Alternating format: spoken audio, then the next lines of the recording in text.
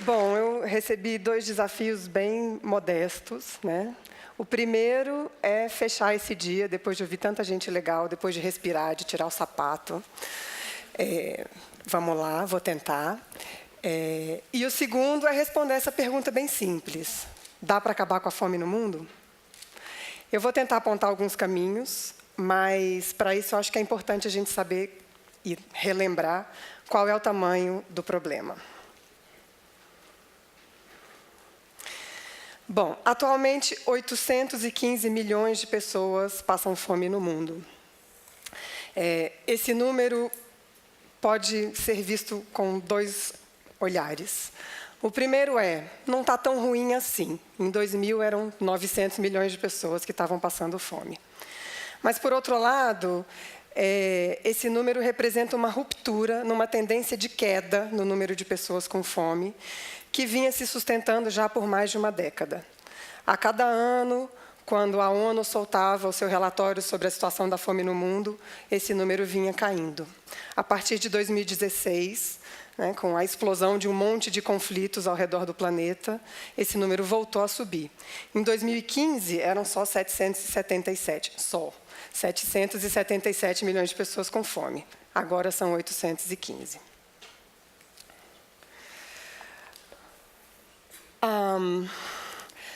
A fome tem impactos seríssimos no mundo inteiro, mas principalmente sobre as crianças. Quase metade das mortes de crianças com menos de 5 anos estão relacionadas à desnutrição. A desnutrição torna os sistemas dessas crianças mais frágeis, mais vulneráveis a doenças, e os efeitos dessas doenças são mais graves. A desnutrição mata mais crianças do que a malária, a tuberculose e a AIDS juntas.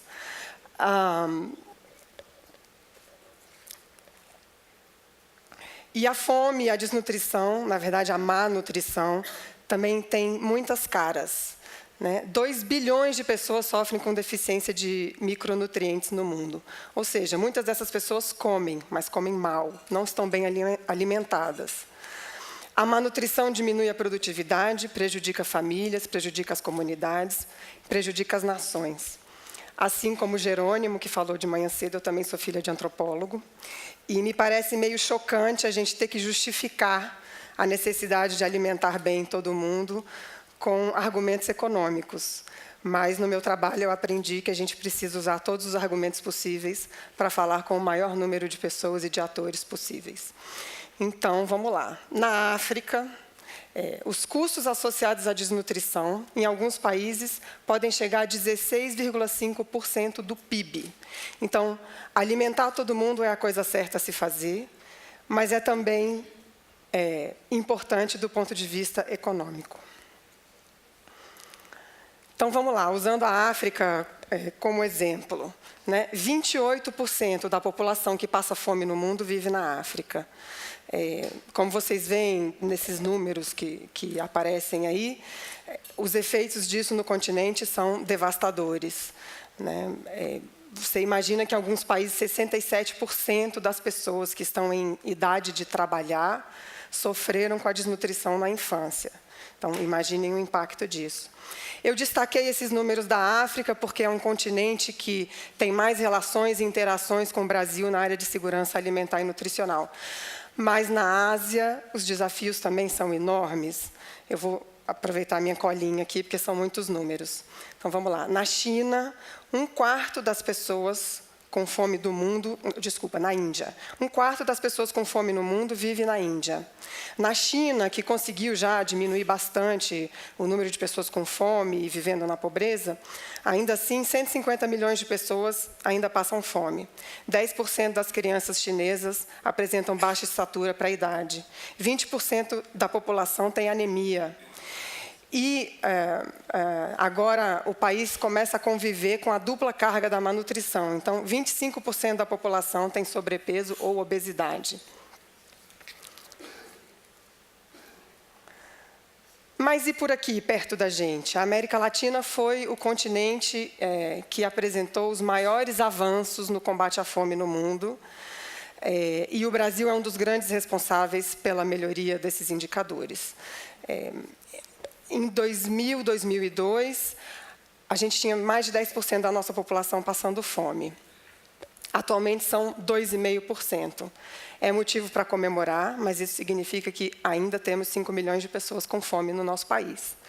A gente conseguiu reduzir a pobreza, a gente conseguiu reduzir a desnutrição infantil, o que traz impactos maravilhosos para a nossa sociedade como um todo. Mas a gente também está convivendo com a dupla carga da malnutrição, e os números de obesidade e sobrepeso só sobem. E em 9 anos, como vocês podem ver aí, subiu de 15% para 20% o número a porcentagem de pessoas com obesidade. Quais são os nossos desafios? A gente tem comida suficiente no mundo para alimentar a todos e a todas. Então, por que 1 em cada 9 pessoas no mundo vai para a cama todas as noites com fome? Os principais impulsores da fome são a pobreza, a falta de investimentos na agricultura, os desafios climáticos, os conflitos, que eu já mencionei, a instabilidade no preço dos alimentos e o desperdício de alimentos. Só o desperdício de alimentos consome 1/3 de todos os alimentos produzidos para consumo humano no mundo. É um absurdo. Mas, se você olhar para todos esses impulsores que eu destaquei aí, você vai ver que a principal causa da fome é a falta de acesso. O alimento está lá, mas nem todo mundo consegue chegar até ele. Então, o que a gente pode fazer? O Programa Mundial de Alimentos combina assistência humanitária imediata com ações de desenvolvimento de longo prazo. Se 815 milhões de pessoas estão passando fome hoje, elas não podem esperar que a gente termine com todos os conflitos do mundo, e elas não podem esperar que a gente reduza todo o desperdício de alimento no mundo, porque elas têm necessidade de comer agora. Por conta disso, o Programa Mundial de Alimentos, e eu vou aqui na minha colinha de novo, tem 70 aviões, 20 navios, 5 mil caminhões, a qualquer dia do ano, transportando comida, e 15 mil funcionários trabalhando para que essa comida chegue até quem precisa. Nós construímos pontes, nós construímos estradas, usamos mulas e até catapultas para fazer a comida chegar a 80 milhões de pessoas em mais de 80 países. O Programa Mundial de Alimentos também indica 5 passos para a gente acabar com a fome. Primeiro é dar prioridade a quem mais precisa. Então, quem está mais atrás precisa ser atendido primeiro. Segundo é aproximar o campo, a comida que é produzida no campo, dos mercados e das pessoas que vão consumir essa comida. O terceiro, obviamente, é reduzir o desperdício. O quarto é promover a agricultura sustentável e variada. E o quinto é dar prioridade à nutrição. Do outro lado da balança, a gente tem ações de desenvolvimento. Por quê? Todas essas ações, esses aviões, esses navios, vão resolver o problema da fome no mundo? Não, não vão. A gente não pode achar que jogar comida de avião vai fazer com que todo mundo seja capaz de acessar o alimento sempre que precisa. Então, o PMA começou a investir em diversas estratégias para promover o desenvolvimento mais duradouro, e uma dessas estratégias foi a criação, em parceria com o Brasil, de um Centro de Excelência contra a Fome. Esse Centro de Excelência usa da cooperação Sul-Sul, ou seja, da cooperação mútua entre países em desenvolvimento, para que esses países desenvolvam suas próprias soluções, troquem experiências entre si e consigam encontrar meios de garantir que todas as populações tenham acesso a alimento de qualidade o tempo inteiro. Todo mundo que falou aqui hoje apontou muitos caminhos diferentes para a gente conseguir produzir alimento para todo mundo e fazer com que o alimento chegue a todos que precisam. Mas, de todas essas formas possíveis, as mencionadas aqui e as muitas outras que existem, o Centro de Excelência contra a Fome privilegia uma, que é a alimentação escolar. A alimentação escolar, quando é bem feita, ela traz múltiplos benefícios, né? Ela garante a nutrição mínima para crianças e adolescentes, esse é o benefício mais direto e mais óbvio. Ela supre macro e micronutrientes para essas crianças, melhora o estado geral de saúde, combate o baixo peso, a baixa estatura e melhora todos os indicadores educacionais, porque crianças bem alimentadas aprendem melhor. Então, os impactos na educação. Amplia a matrícula e a frequência, melhora o desempenho dos alunos, aumenta a chance de meninas frequentarem a escola, mesmo nas sociedades em que, tradicionalmente, as meninas são privadas da educação. Aumenta o número de anos de escolarização, ou seja, as crianças ficam mais anos estudando. Quando a alimentação escolar é combinada a ações de educação alimentar e nutricional, ela também pode formar hábitos alimentares mais saudáveis. E esses hábitos alimentares as crianças levam da escola para casa, com impactos positivos também nas famílias. A alimentação escolar também ajuda a movimentar a economia local e a fortalecer a agricultura local, principalmente a agricultura familiar, né? Se você privilegia a compra de alimentos desses agricultores e dos agricultores que estão em volta da escola, em volta daquela comunidade, você faz com que a economia rode ali. Além de tudo, pode ser uma fonte de emprego para mulheres. Normalmente, as merendeiras são mulheres, né? A gente raramente fala os merendeiros, né? Normalmente são mulheres, não só no Brasil, em várias partes do mundo. E com todas essas transformações nas crianças, né, nos indicadores de educação, nas famílias, na agricultura, a alimentação escolar contribui para romper o ciclo intergeracional da pobreza. Crianças mais bem alimentadas e mais bem educadas vão ter melhores condições de construir uma vida mais digna para suas famílias. Bom, o Programa Mundial de Alimentos, além do centro aqui no Brasil, tem um centro de excelência contra a fome também na China e está discutindo a criação de mais 2 centros. Mas por que o primeiro foi criado aqui no Brasil? Porque o país tem bons exemplos para compartilhar com outros países. E, certamente, um desses bons exemplos é justamente o Programa Nacional de Alimentação Escolar. É o maior programa de alimentação escolar universal do mundo. O programa da China e o programa da Índia são maiores no número de crianças atendidas, mas é aqui no Brasil que todas as crianças de escola pública recebem alimentação escolar todos os dias letivos. O nosso programa estabelece por lei que as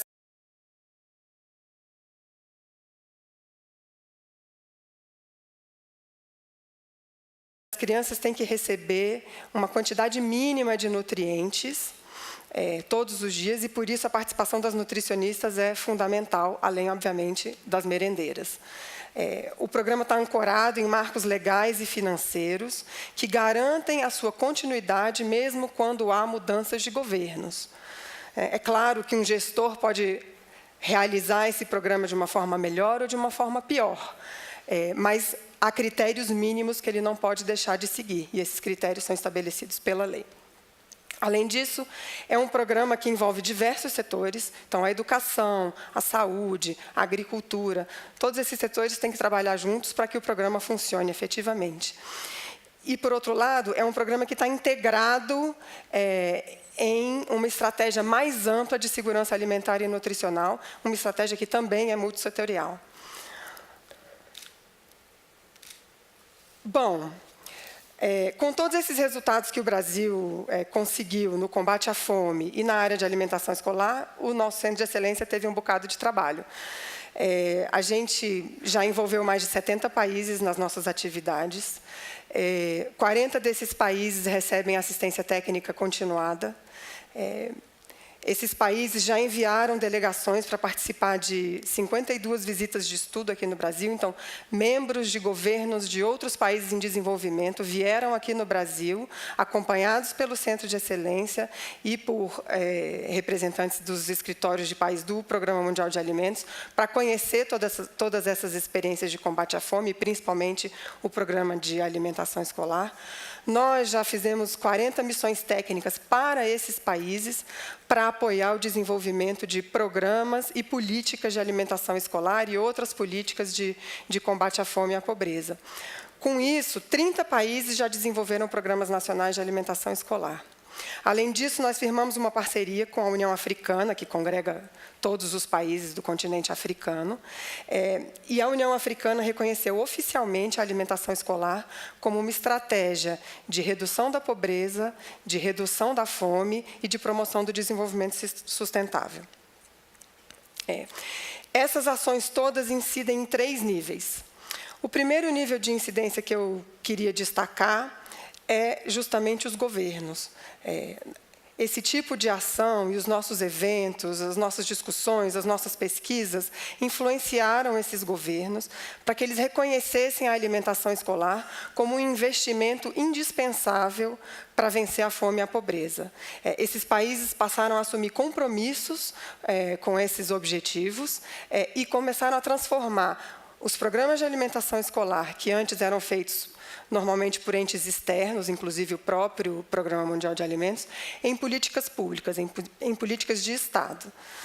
O segundo nível de incidência é a agricultura, né, com o vínculo entre a alimentação escolar e a agricultura familiar, a gente consegue melhorar a produção, aumentar a produção.